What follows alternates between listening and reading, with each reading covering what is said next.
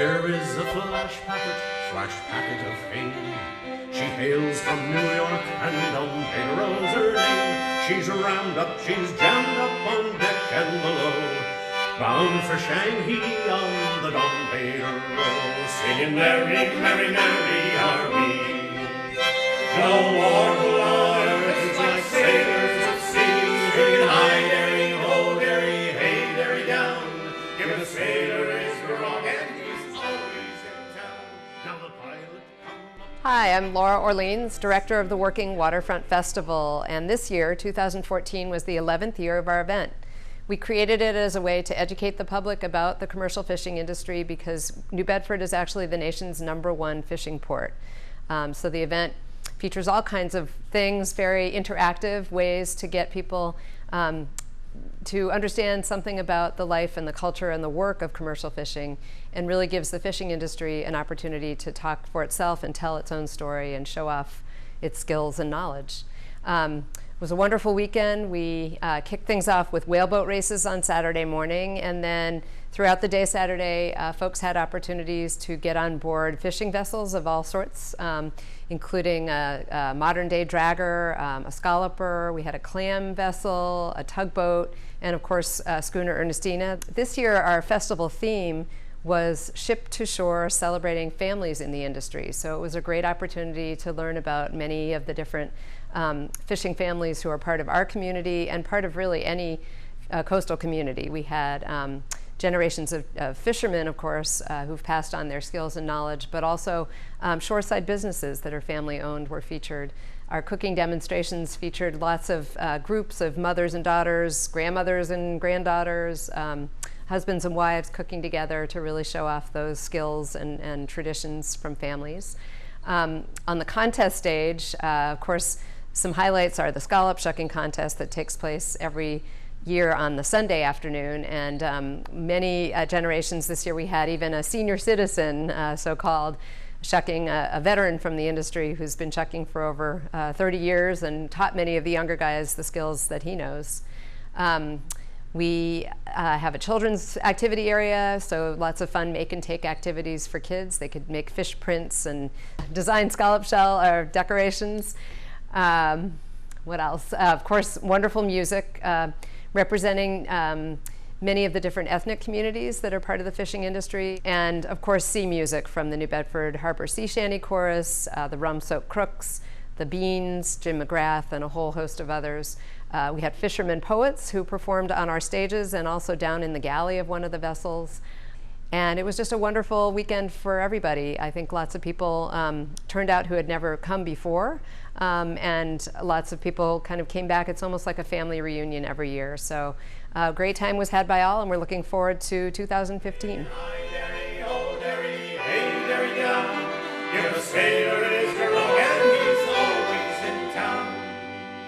And now we've arrived at the port of Shanghai. Go ashore, shipmates, strange faces to see. We'll lay up aloft and we'll furl our sails, except in the spanker that hangs in the brails. Hi, my name's Louis Legassi. I own this vessel. It's called, the name of it's the Mariette. It's a surf clam vessel. Surf clams are also called sea clams. They're a different species of clam that is found offshore, anywhere from near shore to even 100 miles offshore. I'm the owner of the vessel. My captain, Alexander, is the captain. It takes 3 men plus the captain to complete a trip. The trips typically last from a day and a half to 3 days between the time it takes for the boat to leave the dock, get out to the grounds, do its work, sort the product, steam back in, unload into a truck, and then maybe turn around and do it all over again. There are not, in New Bedford, there's not a great amount of clam boats, but they're very distinctive. If you see one steaming up and down through the harbor or going out the channel by the lighthouse, the diagonal track that runs up the back of the boat is the giveaway. How they harvest it is we tow behind the boat a steel cage that that just sifts through the bottom and gathers up whatever clams may be there, along with some rocks and whatever else.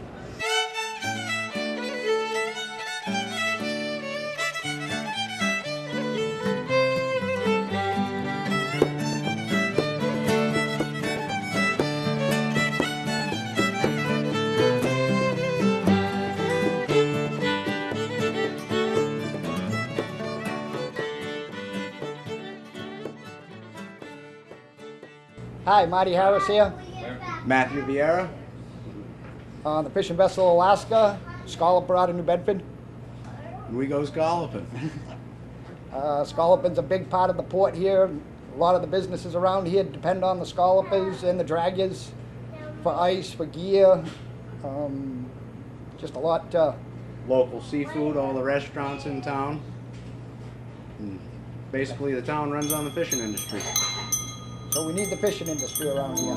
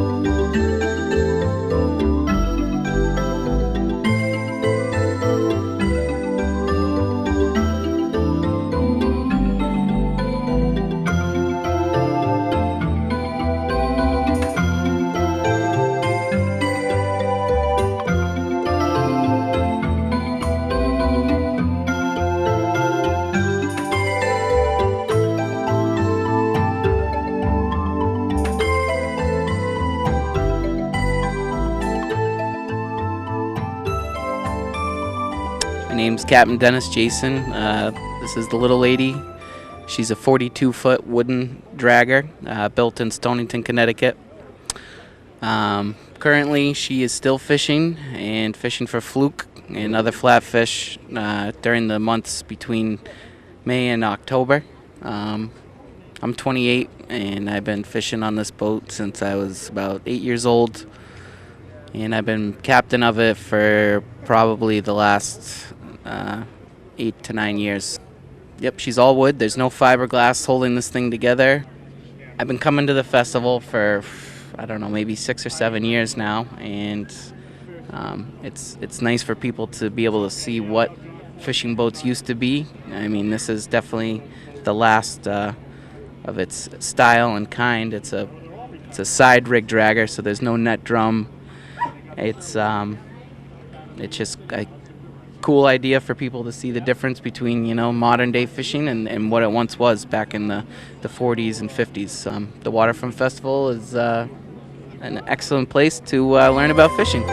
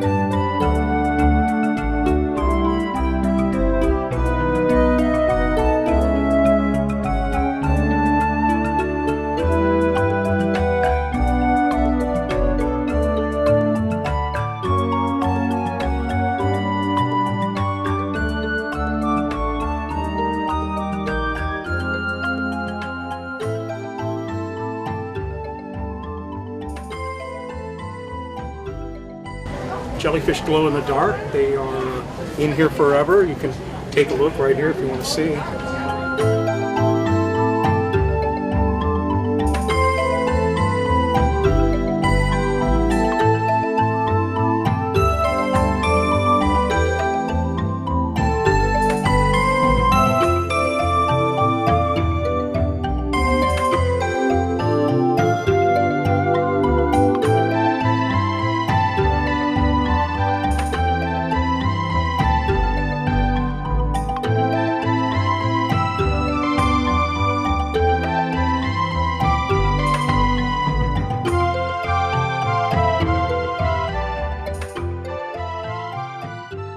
Sergeant Gomes from the Bedford Police Underwater Recovery Unit.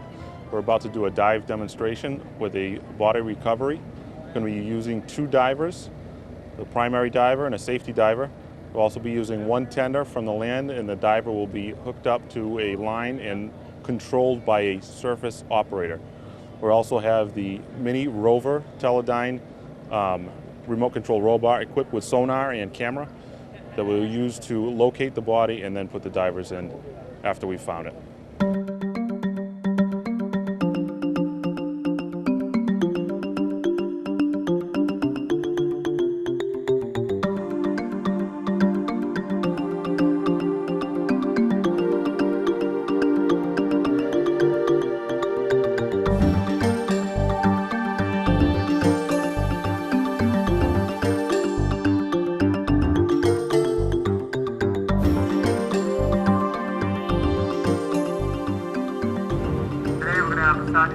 Trinidad, and Officer Russell Marks is the safety diver.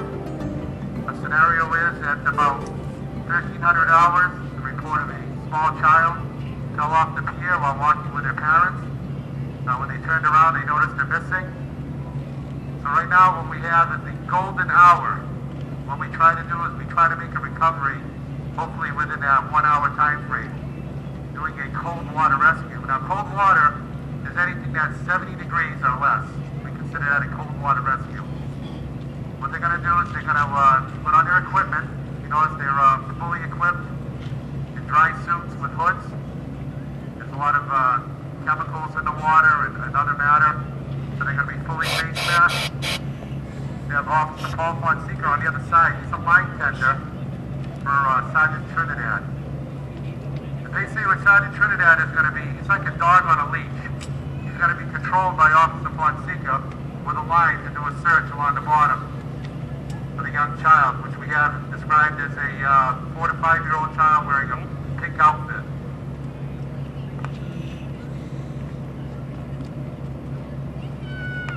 Normally, we probably deploy, some of you have seen the underwater ROV that we have here, which is equipped with a side scan sonar. We'd pop that in the water, maybe do a search along the dock here, try to locate, which that does is it cuts down diver time. The divers take, depending on the situation and the time and the weather, anywhere from 30 minutes to maybe an hour and a half, depending on what the situation is. We have a diver in. He's got to give a signal to say he's okay, pat the top of his head. You look further down the end of the dock, you're going to see Sergeant Gomes. He has the headset on. He can communicate with the diver. We have underwater communications with all the divers. And later on, if any of the kids want to, they can come down, put the headset on and talk with the diver and ask them to do things.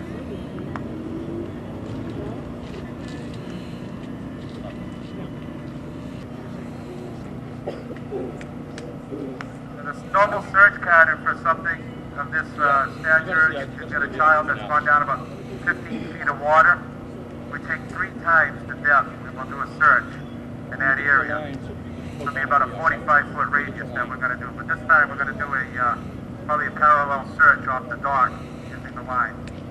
Officer Trinidad also has a wheel on him that he can use that he can plop down in the middle. With a weight, he can actually do a circle search from the bottom if he didn't have somebody on shore to help him.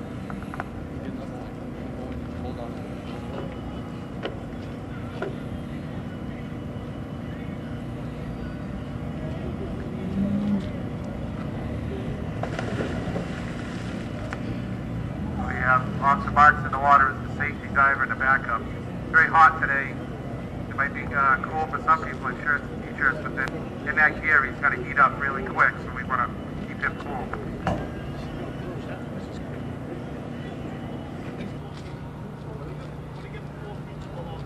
Gives him 3 tugs.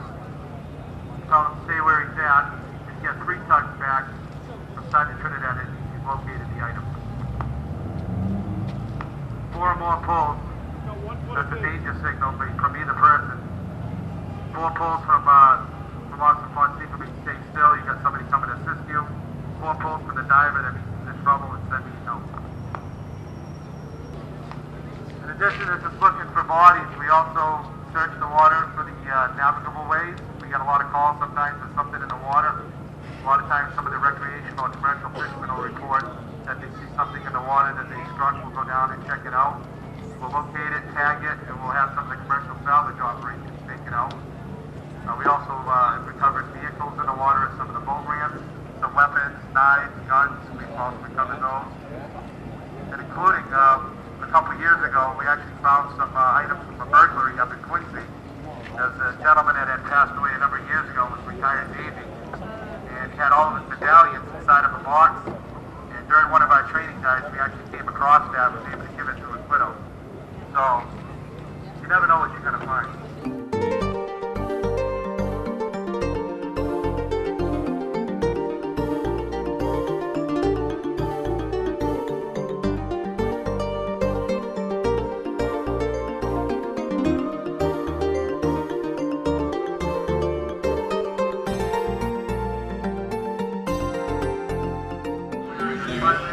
Inside the harbor, this is what you would normally see when you stir up the bottom. So you'd have to just sit there, wait a bit, wait till everything clears, and then you can resume your search. As long as you stay off the bottom, you will not be able to pick up on any of the sediment at all. What we have there is the actual camera that's on the ROV. And on this side here, we have the sonar, which for some people, if they don't know what a sonar is, it's almost like having a lead pencil. And you put a coin underneath a white piece of paper, and you take the lead pencil, and then you scratch it on top of the white paper. And what happens is the images come right through the white paper. This is the same thing that's what would happen. You would see an outline of the object that you were looking for, whether it be a child, an adult, or a handgun, or a knife. You'll be able to see it in the sonar. And obviously, and also with the camera, you'll be able to pinpoint it exactly. And what we do is, once we locate it, because we don't have that capability of retrieving it from the bottom of the ocean, we would send our divers down afterwards, in order to retrieve the article or the person, and bring it up to the surface.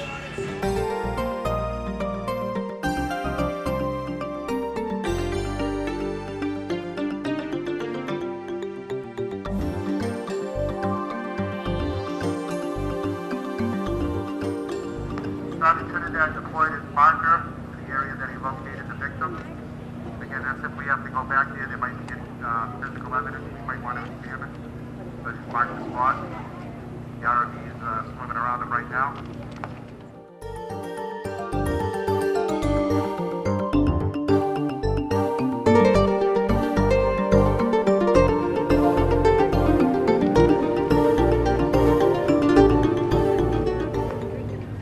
Sergeant Trinidad has surfaced with the child.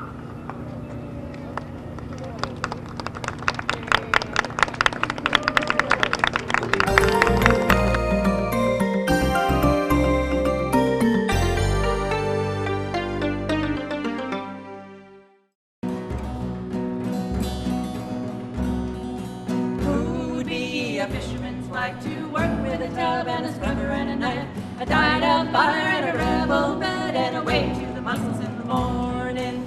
Here we come soaring in, free reefs with a foresail in. There's not a dry stitch to put on our backs, but still we're all teetotalers. Now give us a hand to run a river there, to try for a cardiac. Perfectly manly snack bars. For guys, anyway. All depends on who's asking. It's an oatmeal-based cookie that I do in 4 different flavors. And these are the flavors right here. And these are the samples for the bar cookies that I have here. And then I have all different baking mixes over here and gluten-free over here. There's not a dry stitch to put on our backs, but still we're all teetotalers. Down to get old Ray's in the middle of the night with an old syrup tin and a candle for light. To gather up the pullers, every one of them inside, and to get the night invaded for the morning. Here we come scoring in 3 reefs till the fourth sailing. There's not a dry stitch to put on our backs, but still we're all teetotalers. It's easy for the cobbler sitting in his nook with a big copper kettle hanging on a crook. We're in the bow, we cannot get a hook. It's so hard working in the morning. Here we come scoring in 3 reefs till the fourth sailing. There's not a dry stitch to put on our backs, but still we're all teetotalers. It's not the kind of life that a gentleman can toll with a finger shredded raw from a strumming on a yo.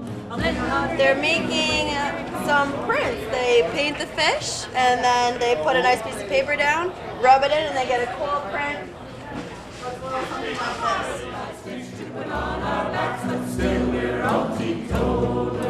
Who would be a fisherman's wife to work with a tub and a scrubber and a knife, a dyed-out fire and a rebel bed, and away to the mussels in the morning?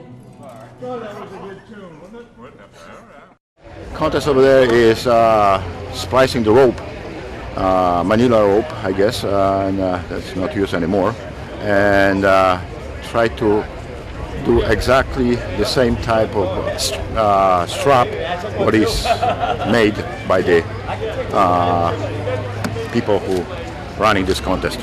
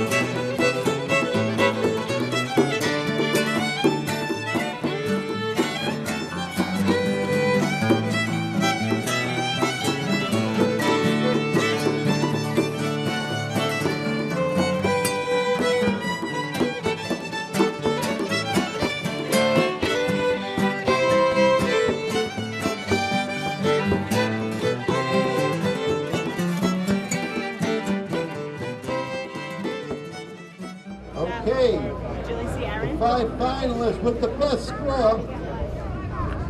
We have, all right, we got Sergeant from the Cameron Scott with 4 minutes 43 seconds. Dominic pushing us Atlantic Fearless in the Bethany at 4:58.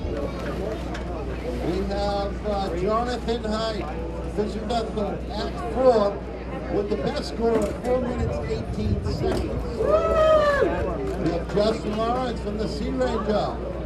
And last but not least, Captain at 4:59, last but not least, Captain Chris Wright, fishing vessel Huntress with 4 minutes 50 seconds. Come on up, guys. This is the shuck-off.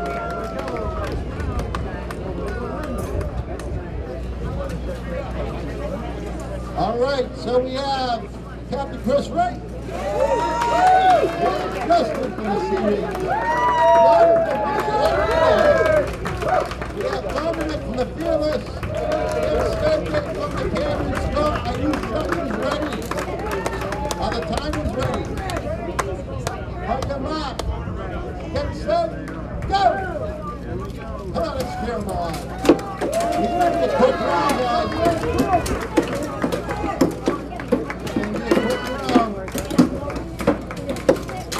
Right on time. $500 for first place. $250 for second.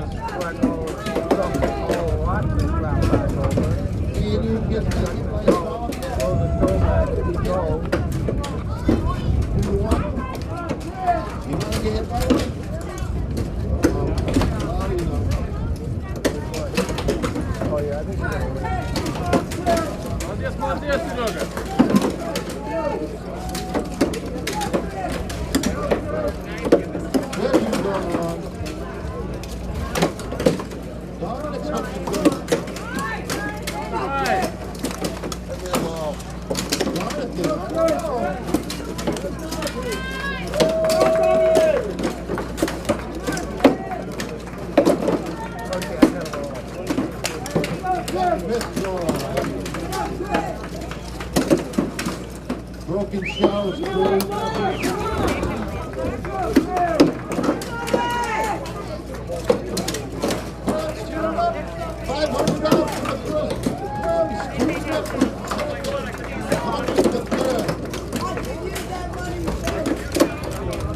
that money is donated by Lanny and Anderson. Get them around the world.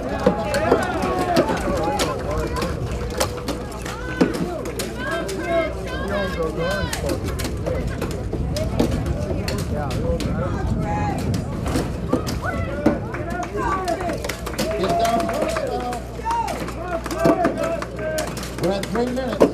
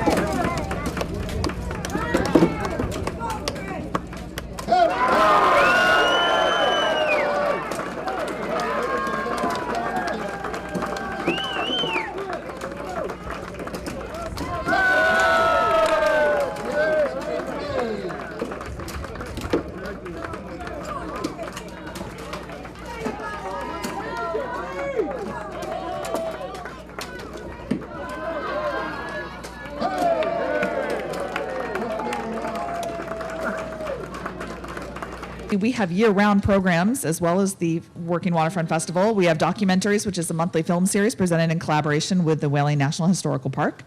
Also, festival staff develop and present educational programs in local schools and present Something Fishy, an annual summer camp for area youth. Students in 8 area schools enjoyed programs by festival performers who visited their schools on Friday. And the Working Waterfront Community Documentation Project is an ongoing oral history project documenting the history and culture of the commercial fishing industry for future generations.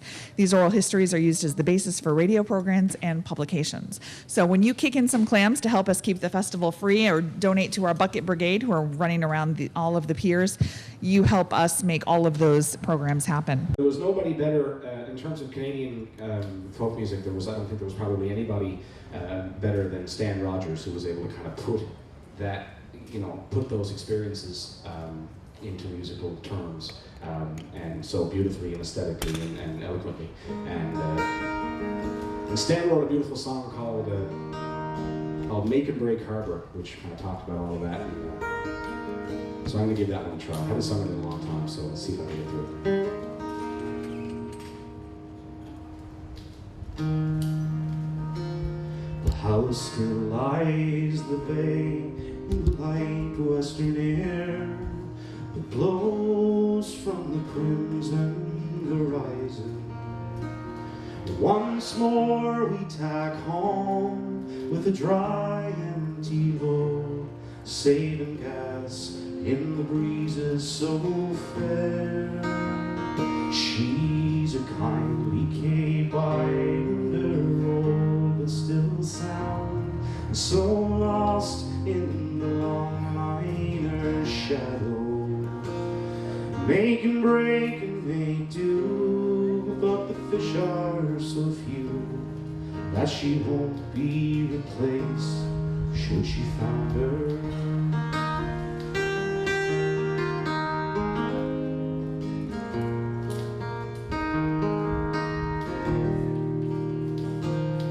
I can see how the draggers have stirred up the bay, leaving lobster traps smashed on the bottom.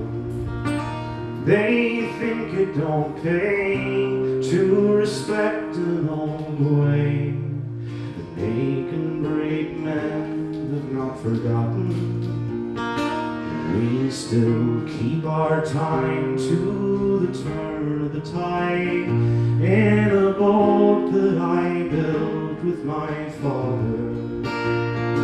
Still lifts through the tide, this one lover and I still talk like old friends on the water. In make and break harbor, the boats are so few, too many that are pulled up and rotten. The old houses stand empty, no nets hung to dry, are blown away, lost and forgotten. It's so hard not to think of before the Great War, when the cod went so cheap and so plenty. Foreign trawlers go by now with long seeing eye, taking all where we'd seldom take any. And the young crowd don't stay to the fishermen's ways. Long ago they all moved to the city, and the ones left behind, old and tired and blind, still worked for a pound or a penny. In make and break harbor, the boats are so few, too many that are pulled up and rotten. Old houses stand empty, old nets hung to dry, they're blown away, lost and forgotten. In make and break harbor, the boats are so few, too many that pulled up and rotten. Old houses stand empty, old nets hung to dry, are blown away, lost and forgotten. This is Moxie the Doxy.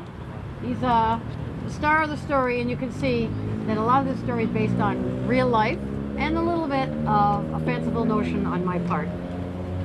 Here's a story called Moxie and the Whale. It's a coloring book. Captain Stan sailed out one day from Gloucester Harbor out to the bay. The schooner was skippered by old Captain Stan. He'd sailed since boyhood from the shores of Cape Ann. A pair of old oars was lashed to the mast, and all the lines were coiled down and made fast.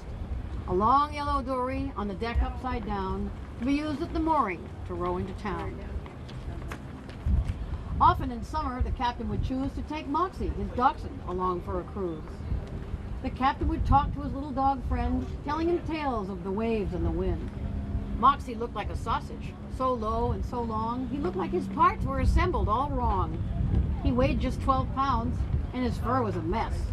Where he had come from was anyone's guess. Moxie had walked down the docks one cold day, and the captain had welcomed the hungry young stray. But Moxie was not a quiet first mate.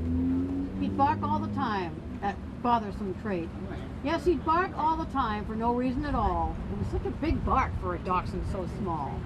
Captain Stan would explain as if dogs understood. So much barking was useless, didn't do any good. Now out on the schooner this fine summer day, the waves and the wind blew west on the bay. So out to the banks the captain set sail, hoping to capture a glimpse of a whale. For that's where the humpbacks got all of their meals, eating their fill of krill and sand eels. The banks supplied them each day with their feasts. It was always a treat to see one of these beasts. Moxie was dreaming of eating his supper when a cool spray of water sloshed right through the scupper. Captain Stan turned the wheel and said, "Fancy that! Quite a big splash when the seas are so flat." But he gasped when he poked his nose over the rail, for there alongside was a huge humpback whale. Out through that scupper then Moxie did peer. He bared his white teeth to show he'd no fear. Moxie barked loudly, for in his small mind he realized the whale was not of his kind. No, not a dog, nor a cat, nor a person, this whale, but a creature quite large, with a split in its tail, and long white flippers, one on each side, and dark as the night was the skin of its hide. The head was dotted with bumps, then a nose that sat right on top to open and close. That was the place where the tower of spray blew droplets of whale breath into the day. The whale arched its back and dove way down under, but Moxie the doxy kept his eye on that wonder. And luckily too, for soon he did see the blow of a second whale, not 10 feet from him. This spout was smaller. Yes, it was another. It was a young whale swimming after its mother. So the whale was a she, and the baby her calf. Captain Stan saw the youngster and started to laugh. "Looky there, little Moxie, you can't bark at whales. We can just watch them quietly as our schooner she sails. Just quiet your bark so we don't scare them off.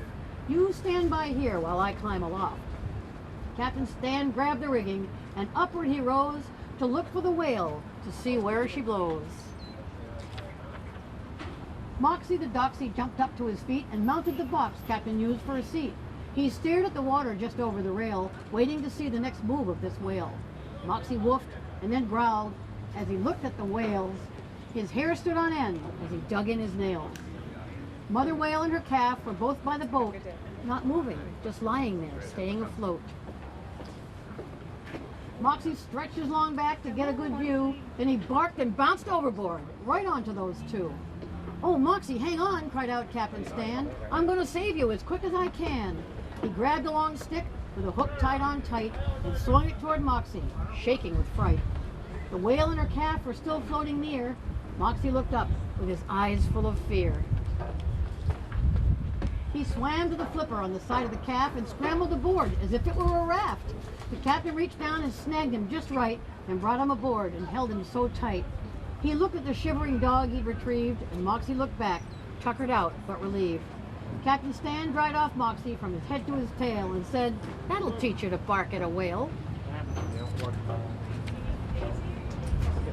We're in the whale's ocean now, not our backyard. You learned a good lesson, though it might have been hard. Captain Stan turned the wheel and trimmed up the sails. He could see far behind him the blow of the whales.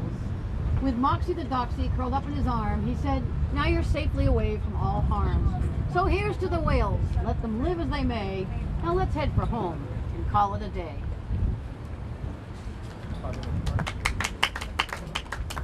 Moxie and the whales.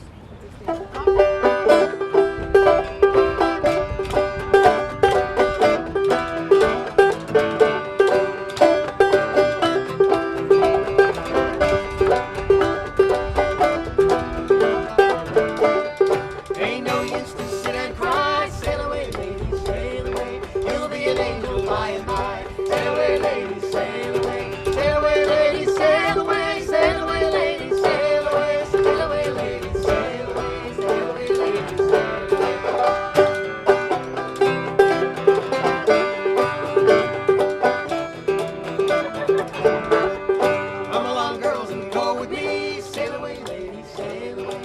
over down to Tennessee. Sail away, ladies, sail away. Sail away, ladies, sail away. Sail away, ladies, sail away. Sail away, ladies, sail away.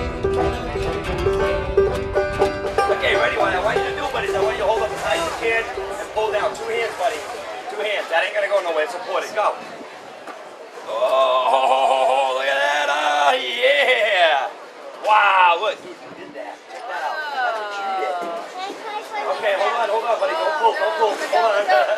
That's cool, huh? Why don't we give your sister a chance to try? How about that? Okay? Same thing like I'm going to tell him, okay? Don't touch it until I said it, because my finger's getting in the way, okay? So, now what we're going to do, we're going to pick a link inside the 2 rings, just like your brother just did. We're going to slip it in there like so, okay? Bing, okay? Now, we're going to set that right there. What I want you to do is grab it as high up here as you can and pull, okay? Pull. Oh, nice. Okay, so this, okay, we're going to let it back up. Watch out, watch your neck. Okay, so what we're going to do is I'm going to explain something to you that a lot of this is not muscle, okay? You do need some muscles, but a lot of this is here. This is all your fulcrum point. This is your balancing point, okay? So when you have this thing perfectly balanced, you have that link set. It's nice and easy. If I took this link and I put it like this, back here like this. Now if you look over here, that's going to be hard to squeeze, right? You can't squeeze it like that. Why? Because of the leverage, the way it's set. If I set this thing like this, now it has where it curves and it fits around the curve of the squeezer. It's like putting a star shape into the star hole, right? Or the square shape, the square hole. It's all about leverage, okay? It's all about fitting the shape here, you fit it here, it all works out perfect. So now, if you were to hold it here and try to squeeze it, you're not going to be able to do it. No leverage, right? Now you do it up here. Go ahead, show them how to do it. Go ahead, show them how to do it. Pull it. Oh, look at that. You're doing that all by yourself. Look at that. Wow, look at that. Okay, watch out, be careful. Give a round of applause. Good job. After 6 months of hard labor, back home I arrived. I courted me a pretty girl, and it was her caused me to roam. For I'm a river driver and I'm far away from home. I eat when I am hungry and I'll drink when I am dry. Get drunk whenever I'm ready. I'll get sober by and by. And if this river don't drown me, well, it's all I need to roam. For I'm a river driver and I'm far away from home. Nice. Yes, go! Yes! No! Come on!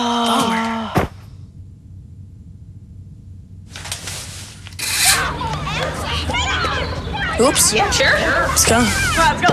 Moms everywhere are finding ways to keep kids active and healthy. Works every time.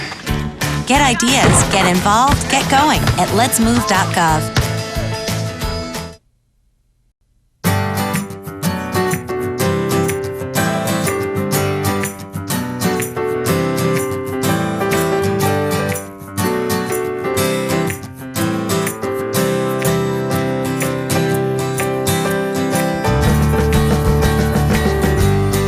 Real men know that getting tested is the way to take care of their families.